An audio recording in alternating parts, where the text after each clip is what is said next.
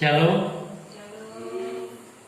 Terpujilah nama Tuhan, kita patut bersyukur padanya karena pada hari ini kita dapat kembali untuk bersatu hati. Walaupun kita berjauhan, kita tetap hati kita bertuju kepada Tuhan untuk memuji dan menyembah-Nya dan mendengarkan firman-Nya. Karena itu, mari kita angkat pujian kita bersama-sama bangkit berdiri, kita naikkan pujian kita, Ku Punya Visi.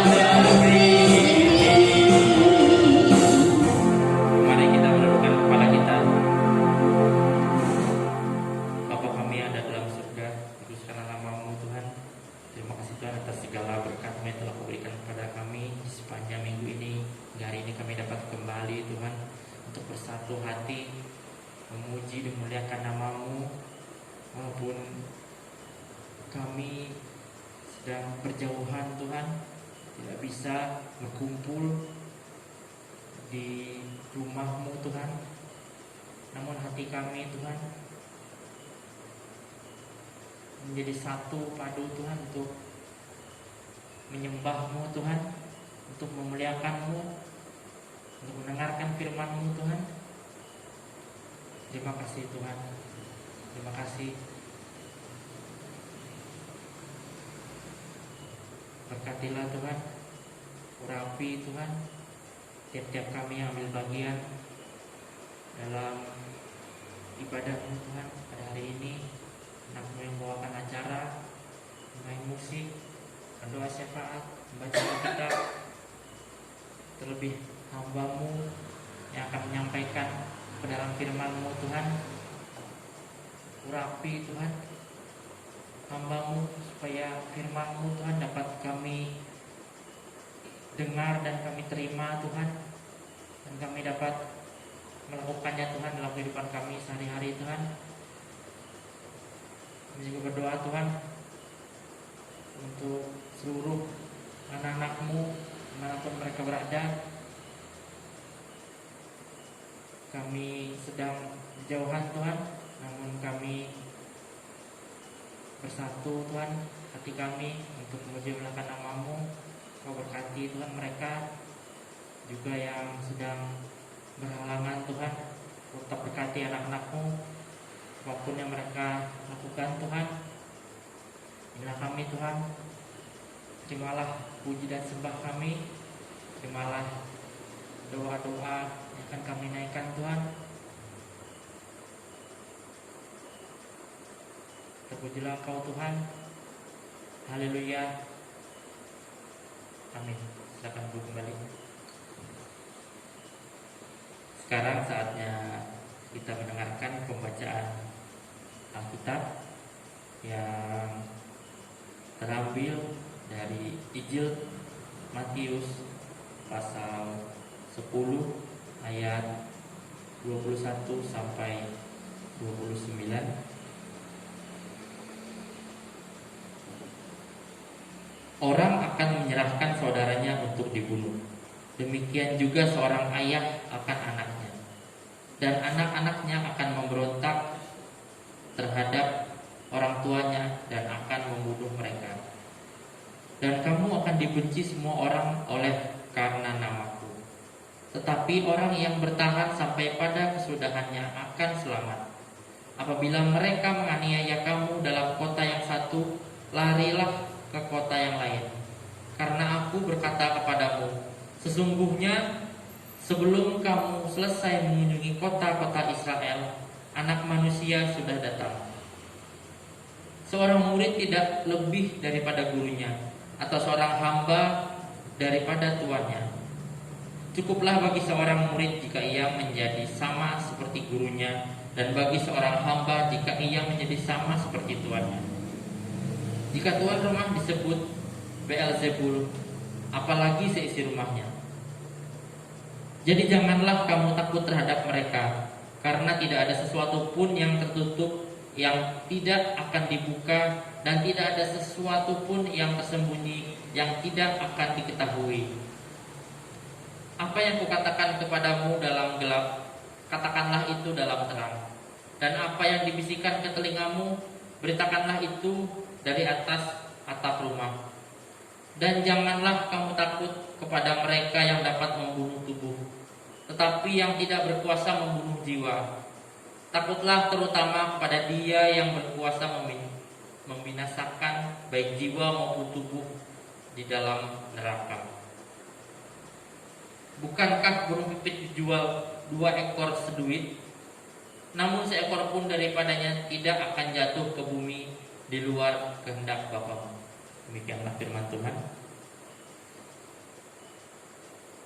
Sekarang saatnya kita akan menaikkan doa-doa syafaat kita yang terdiri dari pokok-pokok doa bangsa, negara, dan para pemimpin, dan pandemi COVID yang saat ini semakin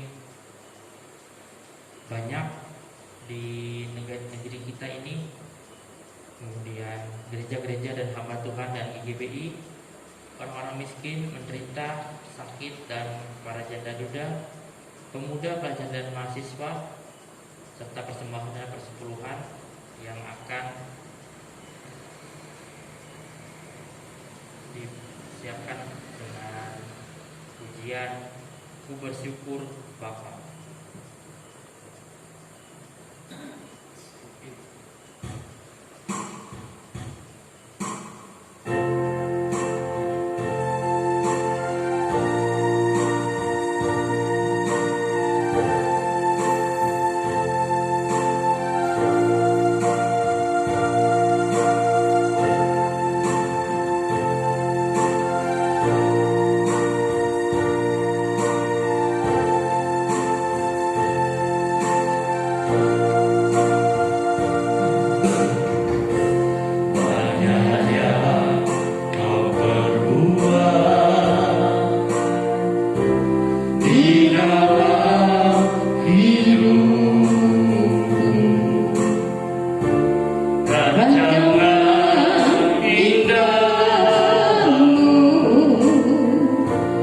Terjadi di hidupku.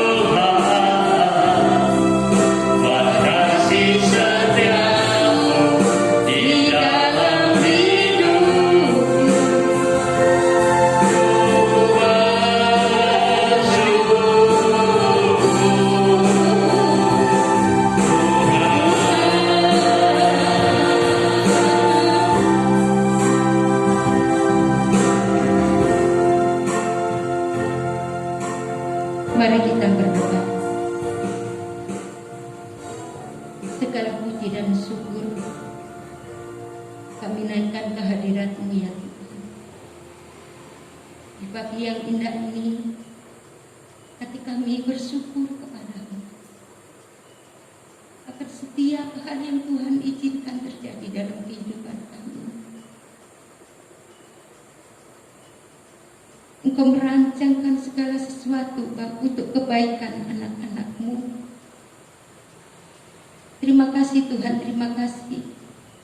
Kalau sampai saat ini Tuhan, kami masih bisa berdiri untuk memuji dan memuliakan nama-Mu. Kami ingin bersyafaat Tuhan untuk negeri kami. Tuhan, di mana negeri kami ini terfokus untuk mengatasi pandemi virus corona yang sedang melanda dunia, khususnya Indonesia ini Tuhan.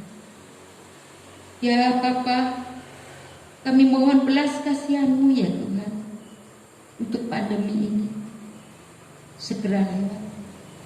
Tangan kuasa-Mu yang besar dan berkuasa itu akan mampu melenyapkan virus corona ini dari muka bumi ini. Tuhan, ada banyak korban yang sudah dialami oleh bangsa rakyat Indonesia. Ada banyak orang yang meninggal karena virus corona ini. Ada anak yang ditinggalkan orang tuanya, istri yang ditinggalkan suaminya, suami yang meninggalkan istrinya ya Tuhan kami. Juga nenek kakek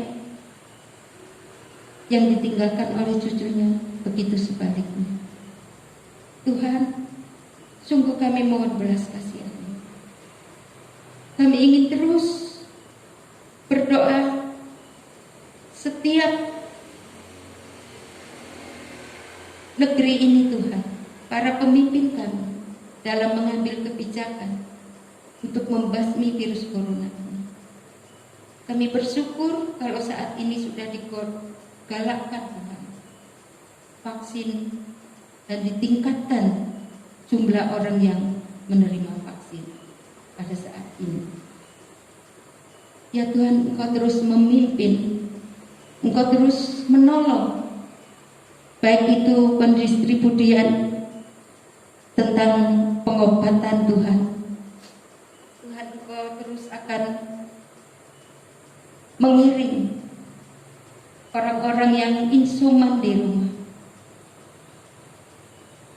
Sungguh kami bersyukur pada saat ini, meskipun Engkau izinkan jemaat-Mu ini Tuhan melewati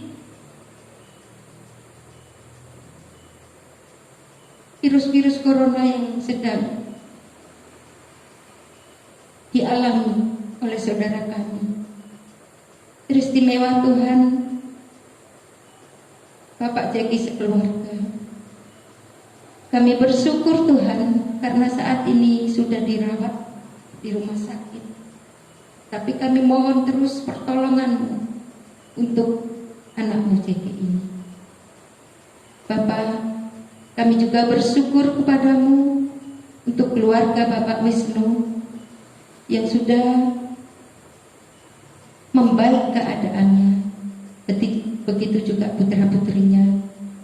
Bapak Wisnu sudah boleh pulang ke rumah. Tuhan terus akan menopang dengan tangan kuasa. Sungguh kami bersyukur kepadamu ya Bapak, untuk anak kami Anggun.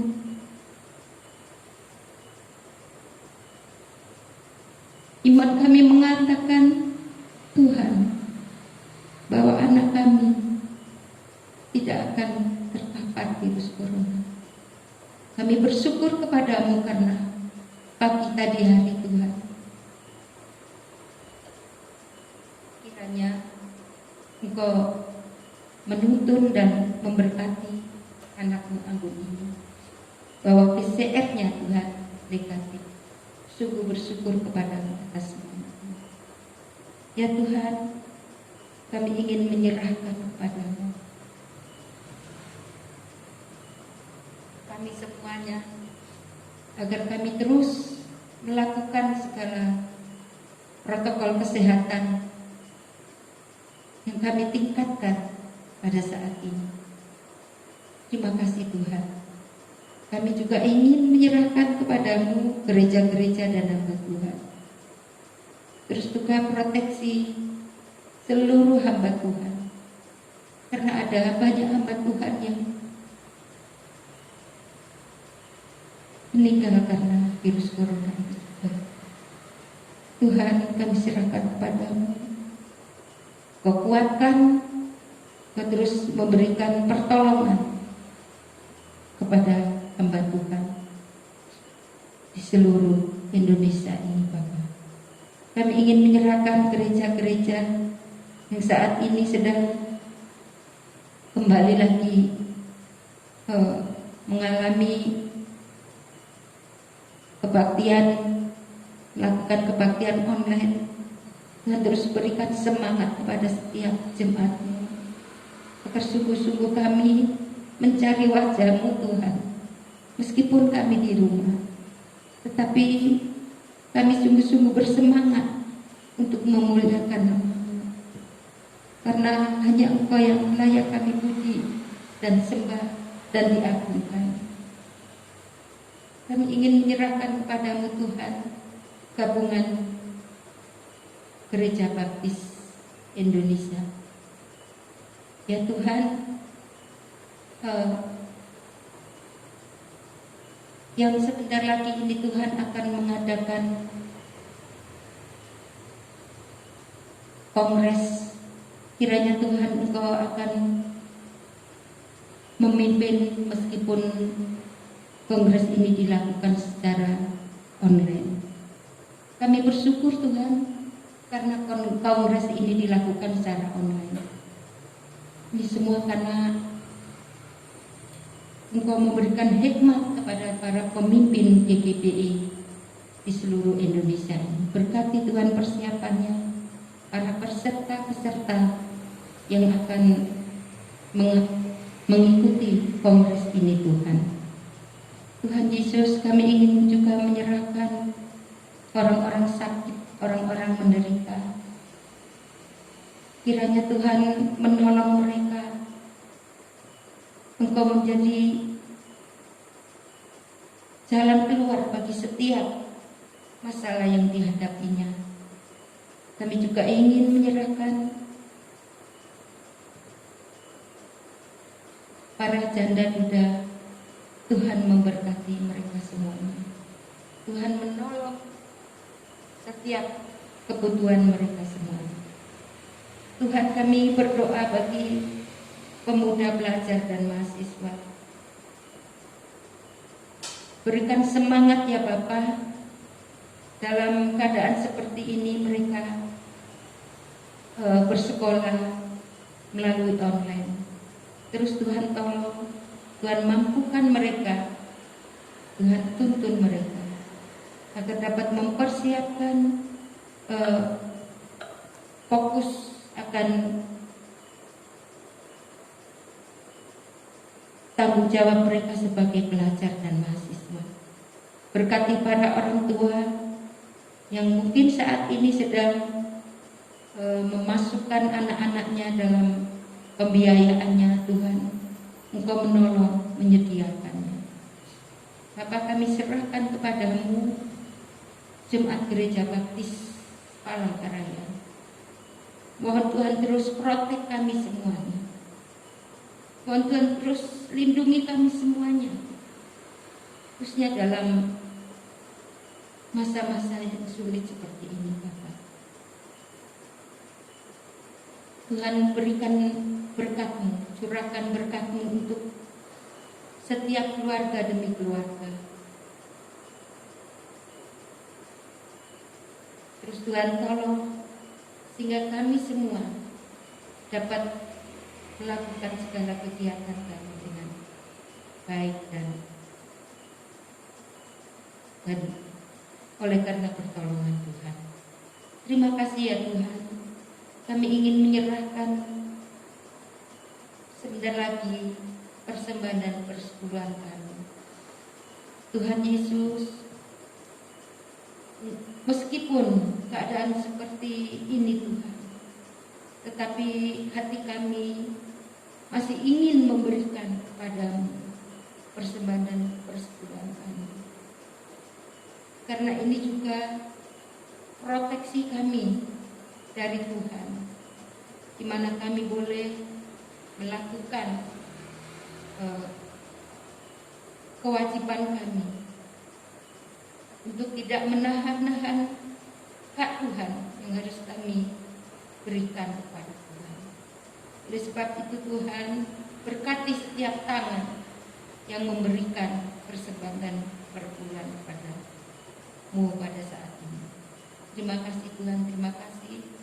Lalu sebentar lagi kami akan mendengarkan firman Tuhan yang akan disampaikan oleh hamba-Mu.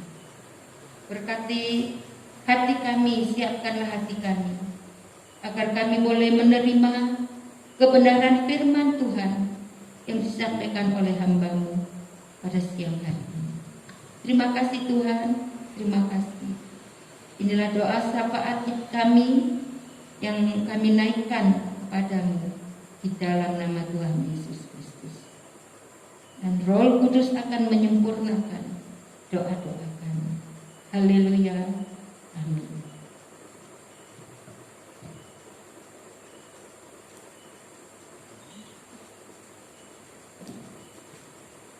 Sekarang kita akan mendengarkan bintang firman yang akan disampaikan oleh hambanya kepada Bapak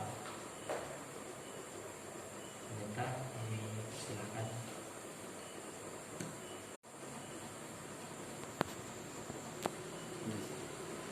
Shalom.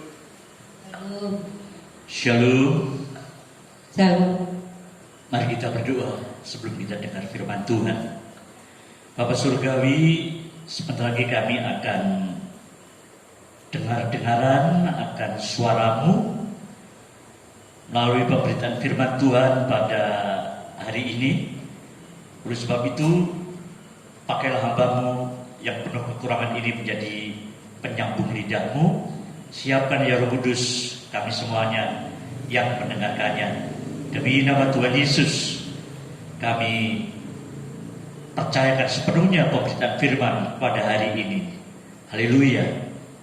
Amin. Bapak Ibu Saudara, mari kita buka Matius pasal 10. Tadi dibaca dari ayat yang ke-21 sampai 29.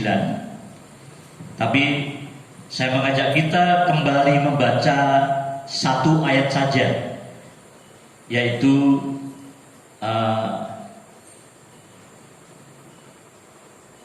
ayat yang Matius 10 ayat yang ke-28. Ya. Matius 10 ayat 28. Dan janganlah kamu takut kepada mereka yang dapat membunuh tubuh, tetapi yang tidak berkuasa membunuh jiwa. Takutlah terutama kepada Dia yang berkuasa membinasakan baik jiwa maupun tubuh di dalam neraka. Bapak Ibu Saudara, melalui perikop tadi, pada waktu itu Tuhan Yesus mengingatkan kepada para murid, khususnya pada kita semuanya, juga kepada kita semuanya, yaitu bahwa kita tidak perlu takut kepada mereka yang hanya dapat membunuh tubuh, tetapi yang tidak berkuasa sama sekali membunuh jiwa. Nah, mereka itu siapa yang kita tidak perlu takut kepada mereka itu, saudara. Saudara, ayat ini awalnya dimaksud oleh Tuhan Yesus, dimaksudkan oleh Tuhan Yesus untuk mengingatkan bahwa setelah Tuhan Yesus naik ke surga dan jemaat Roh Kudus turun, jemaat terbentuk mula-mula di Yerusalem, segera terjadilah penganiayaan, kebencian kepada jemaat yang baru terbentuk itu, atau jemaat mula-mula, atau orang Kristen awal, saudara. Dan itu terus berlangsung kurang lebih 4 abad, saudara. Ya, 300 sekian puluh tahun, saudara. Kekristenan dianiaya. Jemaat di mana saja yang ada waktu itu menghadapi ancaman, penghinaan, intimidasi, kebencian, penganiayaan, bahkan pembunuhan, penyiksaan oleh para pembenci orang Kristen. Jadi mereka yang dimaksud Tuhan Yesus itu adalah para pembenci kekristenan, para pembenci orang-orang Kristen yang baru menerima Tuhan Yesus, menghadapi tantangan berat. Jadi bisa dibayangkan betapa beratnya beban dan kehidupan yang dialami oleh umat Kristen pada awal mula berdirinya di muka bumi ini, saudara. Tetapi Yesus mengingatkan, meskipun ada penganiayaan, meskipun ada ancaman, meskipun ada teror, meskipun ada persekusi, ada segala bentuk fitnah dan ketidakadilan, tapi jangan takut kepada mereka. Jadi kepada manusia pembenci orang Kristen, tentu saja para pembenci itu mula-mula orang Yahudi. Orang Kristen ini pada mulanya juga dimulai dari orang Yahudi. Pertama kali percaya Yesus adalah para rasul, itu juga orang Yahudi. Nah, oleh orang Yahudi yang sudah masuk Kristen, terima Yesus, dibenci, dianiaya, ditekan, dikejar-kejar oleh orang Yahudi yang lain, yang pernah dipimpin oleh Saulus ketika belum bertobat menjadi Paulus, saudara. Para pembenci itu, tapi juga dari pihak pemerintah Roma. Ketika Kristen berkembang juga di kota Roma, Kaisar Roma sangat sangat represif, sangat menekan, sangat bersikap sangat keras kepada kekristenan, dianiaya, disiksa, dibunuh dengan semena-mena di luar peri kemanusiaan. Jadi kekristenan awal itu sangat menderita oleh mereka, oleh para pembenci orang Kristen, penganiayaan orang Kristen itu. Tapi sekali lagi Tuhan Yesus katakan, jangan takut kepada mereka. Ya. Yang kedua, kita juga tidak boleh takut kepada iblis, saudara. Karena iblis itu juga bisa membunuh tubuh kita, tapi tidak berkuasa apapun atas jiwa kita, saudara.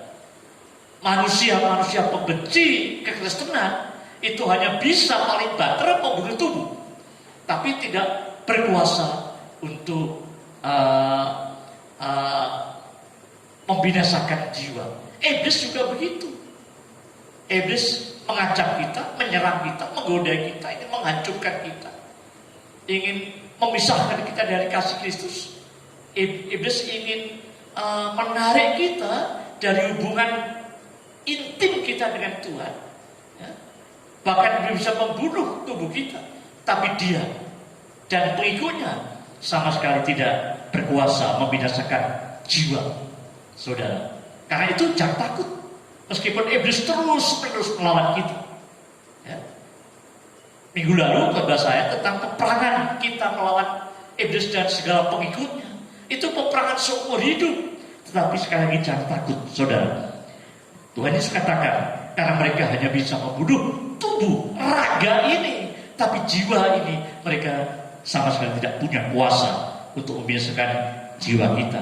Tapi juga sekarang ini, saudara, yang lagi sangat mengancam jiwa manusia, sangat mengancam tubuh manusia, ya, itu adalah pandemi.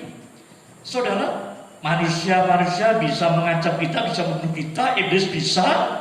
Pandemi atau epidemi itu atas satu wilayah tertentu, tapi pandemi itu global, ya. Tapi pandemi atau epidemi dengan nama wabah apapun namanya, kalau sekarang COVID-19 itu memang bisa membunuh tubuh manusia, tapi pandemi COVID-19, corona tidak mungkin membinasakan jiwa kita. Karena itu kita juga agak perlu takut kepada pandemi seperti ini, saudara, ya. Dan yang lain-lainnya, mungkin bencana alam, malapetaka, peperangan dan sebagainya, nggak perlu takut. Memang semuanya yang menakutkan itu bisa membunuh tubuh kita, tapi sekali lagi tidak bisa membunuh atau membinasakan jiwa, ya. Jadi kita nggak boleh paranoid, apalagi takut yang berkelebihan, berkepanjangan, ya. Tidak boleh kita dikuasai oleh rasa takut. Ini bukan berarti kita sombong atas mereka, tidak. Kita nggak perlu sombong pada para pembenci Kristen, kita nggak perlu sombong pada iblis, kita nggak perlu meremehin mereka, kita nggak boleh sama sekali meremehin pandemi ini juga, ya. Tapi kita nggak boleh takut.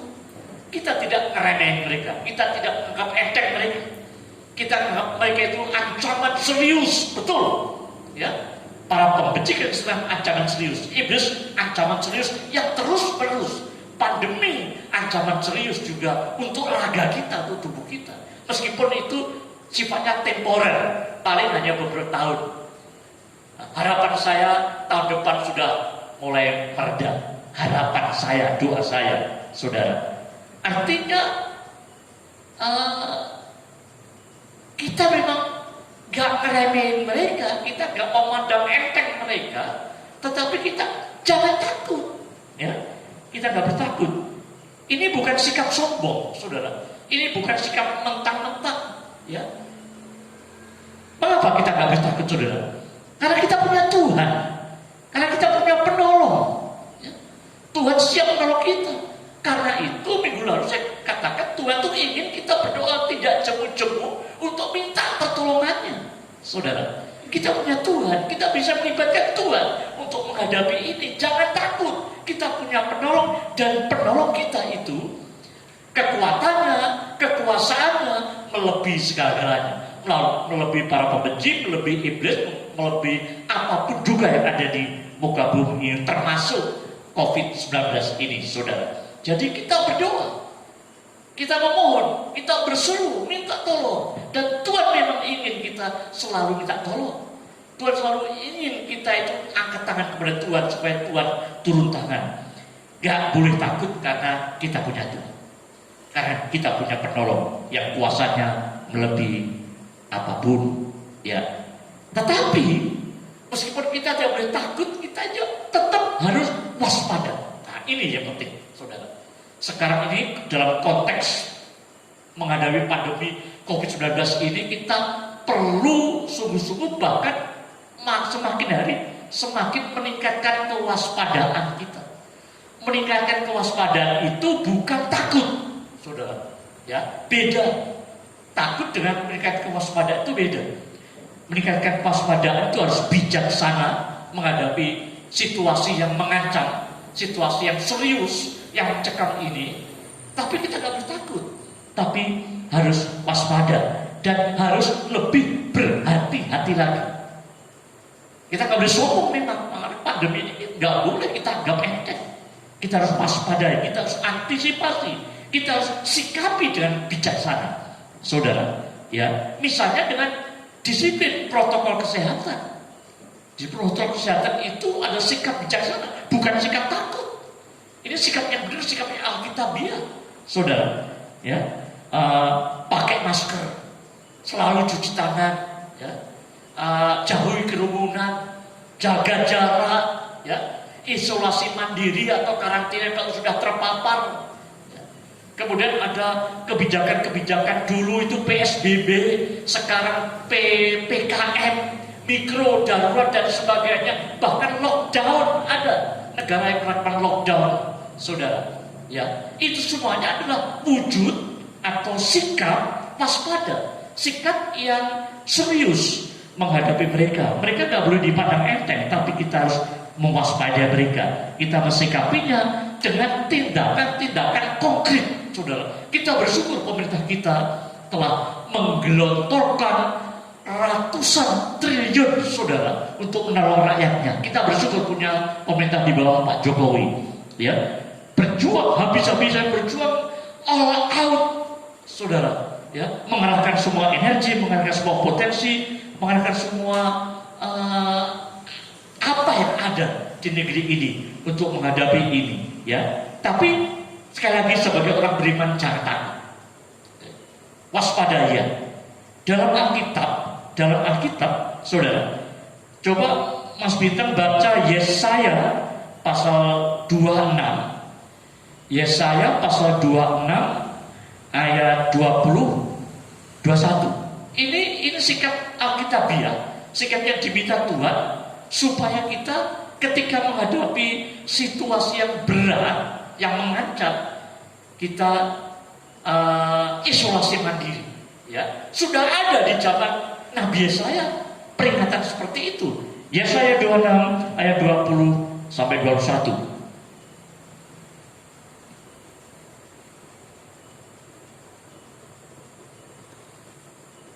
Mari bangsaku, masuklah ke dalam kamarmu.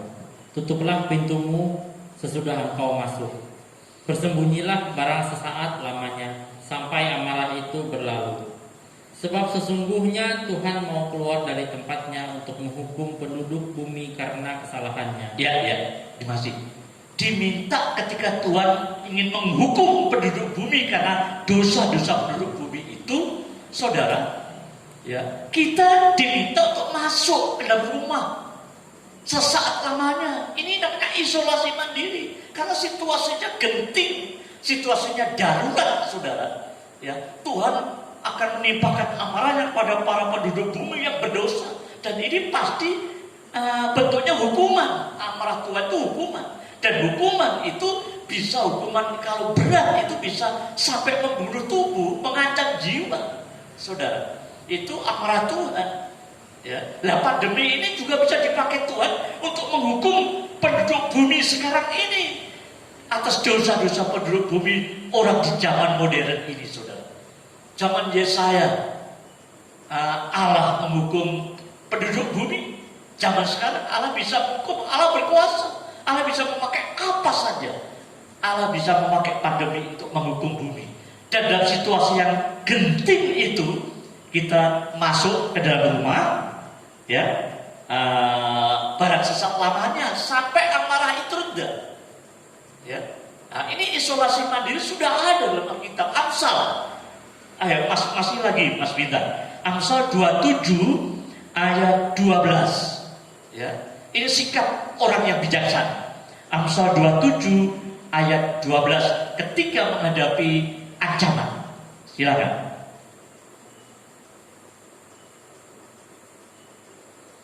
Amsal 27 ayat 12.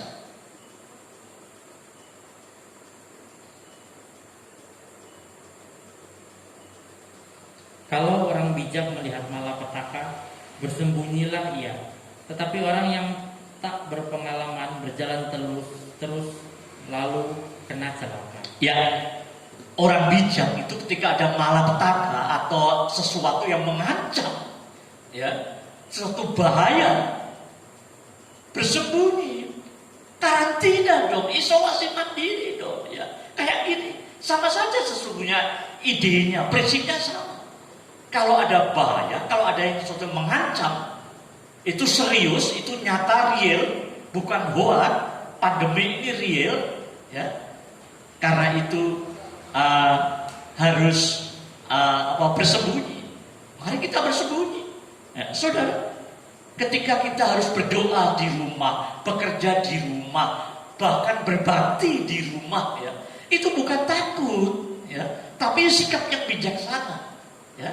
Dan ini memang diminta oleh pemerintah kita, terutama 2 minggu ini di kota kita ibadah online lagi, tidak boleh di gereja atau tempat-tempat ibadah, saudara. Ini bukan cerminan rasa takut, tetapi ini adalah wujud dari sikap bijaksana. Karena ada malapetaka, karena ada ancaman itu, tetapi jangan sampai itu disertai dengan rasa takut. Ya, orang percaya pendeknya urat takutnya itu putus sudah sesungguhnya. Kalau kita sudah punya Tuhan Yesus itu urat takut kita itu pasti sudah putus, jadi nggak perlu dikit-dikit takut, dikit-dikit paranoid. Ya, makanya khotbah saya paranoid. Ngapain sih? Ya, jadi kita nggak perlu paranoid, saudara. Tapi waspada harus. Terus Tuhan Yesus dalam pembacaan tadi dalam ayat 23a mengatakan, apabila engkau dianiaya di satu kota, larilah ke kota yang lain. Ya, kalau suatu kota itu situasinya zona merah, lari ke kota atau mengungsi ke kota yang zona hijau yang lebih aman, misalnya ya. Ya, semuanya ini sikap kewaspadaan, saudara, tapi bukan dengan rasa takut. Ya, kenapa? Sekali lagi kita nggak boleh takut karena kita punya Tuhan. Kita bisa berdoa minta pertolongannya. Tapi juga kalau kita terus takut, kita paranoid, itu akan menguras habis imunitas kita. Kalau orang kita takut, ya takut terus gemetaran terus, itu imunitasnya habis dan mudah sekali justru terpapar COVID-19 ini. Ya, rugi sendiri. Jadi nggak boleh takut, nggak boleh takut. Nah, kalau nggak boleh takut pada mereka, misalnya para pembenci orang Kristen, misalnya iblis, misalnya epidemi atau pandemi, atau malapetaka bencana, ya, atau peperangan atau apapun kecelakaan yang mengancam itu, saudara. Lalu siapa yang mutlak harus kita takuti, saudara? Ya, kita kembali pada ayat 28 tadi, ya. Tuhan Yesus mengatakan jangan takut kepada mereka yang dapat membunuh tubuh, tetapi yang tidak berkuasa membunuh jiwa. Takutlah terutama kepada Dia. Nah, ini Dia ini yang harus kita takuti. Dia ini yang terutama kita haturkan rasa takut kita. Takut kepada Dia itu takut yang penuh hormat, takut yang kudus, takut yang mulia. Ya. Takutlah kepada Dia yang berkuasa membinasakan baik jiwa maupun tubuh di neraka. Saudara, Dia itu siapa? Yang mutlak harus kita takut itu siapa? Tidak lain adalah Tuhan Yesus sendiri. Tuhan Yesus berkuasa membinasakan tubuh maupun jiwa, bahkan di dalam neraka. Saudara, jadi Tuhan Yesus berkuasa membunuh tubuh maupun jiwa. Kepada Dia ini, pada Tuhan Yesus ini, pada Tuhan kita ini, Sang Hakim itu, saudara, kita harus takut. Ya, Matius pasal 8, ya, karena Dia satu-satunya yang berkuasa menyiksa dan menghukum iblis dan setan-setan dalam neraka. Matius pasal 8 ayat 29. Matius 8 ayat 29. Tolong Bu Ripka dibaca. Waktu itu ada orang kerasukan setan, dan yang kerasuki setan banyak. Terus kemudian Yesus datang untuk mengusir, menolong orang yang dirasuki setan ini. Matius 8 ayat 29. Matius pasal 8 ayat 29. Setibanya di seberang, yaitu di daerah orang Gadara, datanglah dari pekuburan dua orang yang kerasukan setan menemui Yesus. Mereka sangat berbahaya, sehingga tidak seorang pun yang berani melalui jalan itu. Dan mereka itu pun berteriak, katanya, "Apa urusanmu dengan kami, hai anak Allah? Adakah engkau kemari untuk menyiksa kami sebelum waktunya?" Ya, setan-setan yang merasuk orang yang menderita, saudara, itu tanya pada Tuhan Yesus, ya, apakah engkau akan menyiksa kami? Ya, sebelum waktunya. Jadi yang bisa menyiksa, bisa menghukum ya iblis dan siapa saja, saudara, itu Tuhan Yesus. Karena Tuhan Yesus itu hakim. Ya, kedatangan kedua kali Yesus nanti ke dunia ini, dia datang sebagai raja, dia datang sebagai hakim. Jadi menghakimi, termasuk iblis. Ya, nah, waktu itu iblis, setan itu tanya, apakah kau akan menghukum kami sebelum waktunya? Memang iblis belum dihukum. Nanti di akhir zaman, saudara, ketika Yesus datang itu dihukum. Tapi waktu itu iblis hanya diusir. Tapi kebenarannya apa? Faktanya apa? Faktanya yang bisa menyiksa iblis dan setan-setan itu Tuhan Yesus. Ya, yang bisa menyiksa iblis dan setan itu Tuhan Yesus. Terus Lukas pasal 8 ayat 31. Ini setan itu memohon kepada Tuhan Yesus. Lukas pasal 8 ayat 31. Lalu setan-setan itu memohon kepada Yesus supaya ia jangan memerintahkan mereka masuk ke dalam jurang maut. Ya, dia memohon. Memang setan-setan itu akan diusir Tuhan Yesus dari orang itu yang dirasui itu.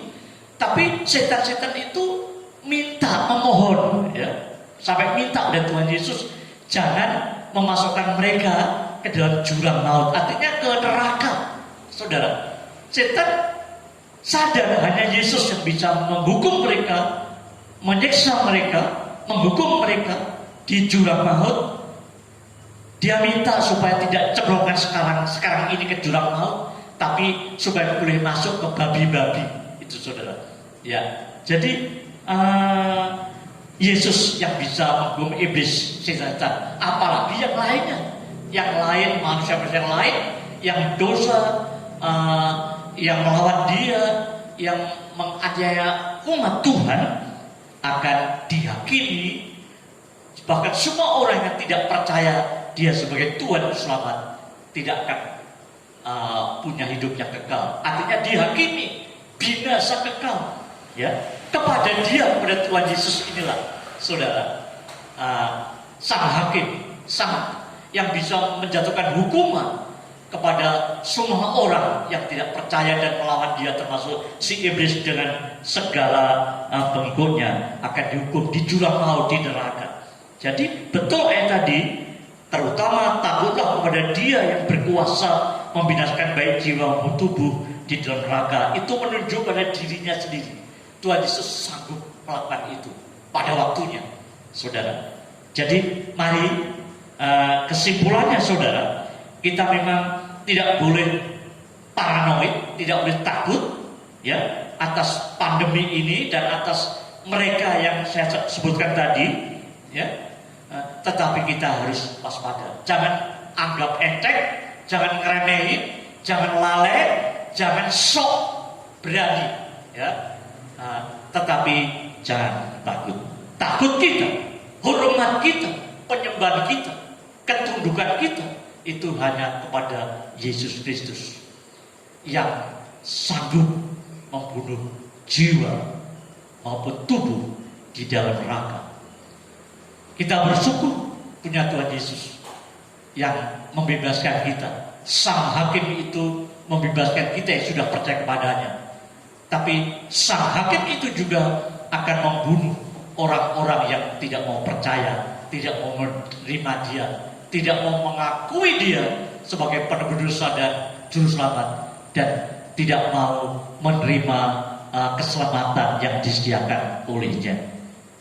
Sekali lagi, paranoid jangan, tapi waspada harus.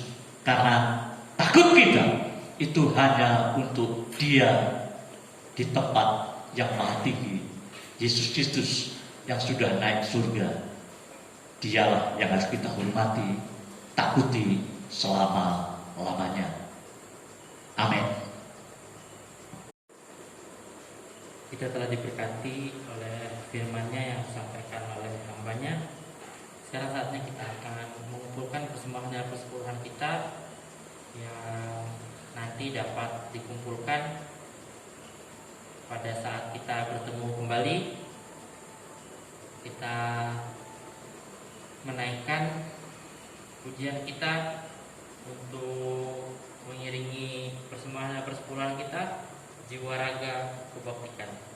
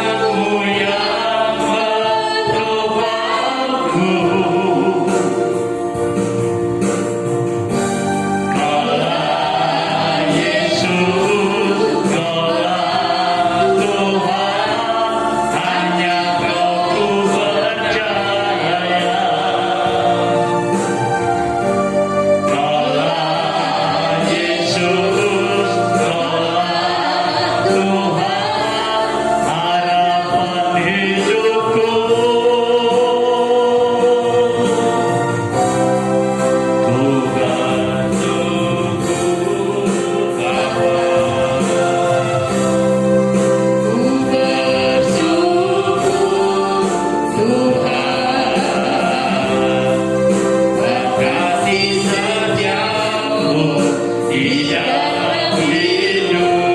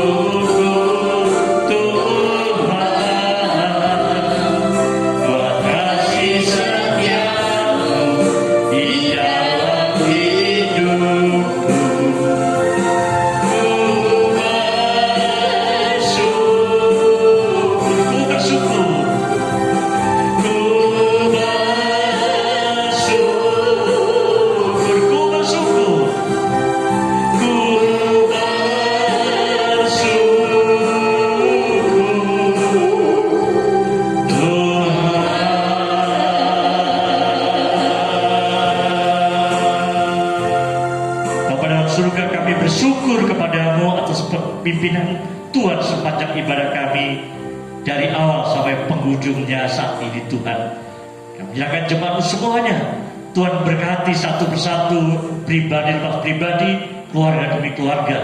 Berkatilah ketika mereka keluar dan mereka masuk, ketika mereka dalam kota atau di luar kota, dimanapun mereka berada. Lindungi mereka, proteksi mereka, khususnya dalam masa pandemi yang belum mereda ini Tuhan. Yang sakit, apalagi sakit akibat pandemi ini, di dalam nama Tuhan Yesus, Tuhan sembuhkan, Tuhan pulihkan, Tuhan kembali. Dan biarlah mereka bisa beraktivitas seperti sedia kala dan bisa memuji, memuliakan, beribadah kepada-Mu lagi Tuhan. Kami serahkan Indonesia ini dalam tangan kuasa-Mu. Kami serahkan gereja ini, kami serahkan kami semuanya. Kiranya damai sejahtera dari Allah Bapa yang melampaui segala akal budi manusia itu, rahmat, belas kasihan Tuhan Yesus Kristus, juga penghiburan kuat kuasa Roh Kudus akan menaungi kami semuanya saat ini, besok, sampai selama-lamanya.